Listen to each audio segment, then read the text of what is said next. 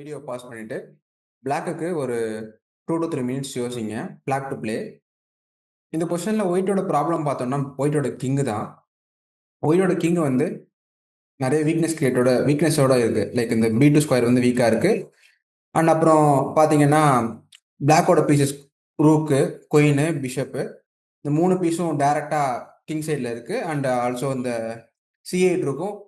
இந்த ஹாஃப் இன்வால்வ்டா இருக்கு. ஸோ கிட்டத்தட்ட ஒரு 3.5 பீசஸ் வந்து அட்டாக்ல இருக்கு. அட்டாக்குக்கு ரெடியா இருக்கு அப்படிங்கும்போது, ஸோ ஆப்வியஸா இந்த இடத்துல வந்து ஒரு அட்டாக்கிங் பேட்டர்ன் இருக்கு. ஸோ இந்த இடத்துல உங்களுக்கு சரியான மூவ் தோணி இருந்ததுன்னா குட். இந்த இடத்துல black have very nice move. Rook and A2.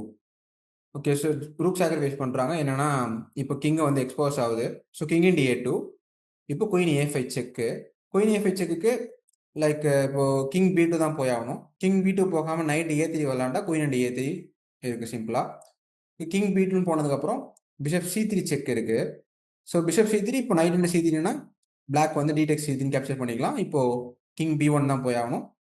இப்போ குயின் A3 இப்போ ஃபோஸ்டா B2ல மேட் ஆகுது. ஒயிட்டால மேடை தடுக்க முடியாது.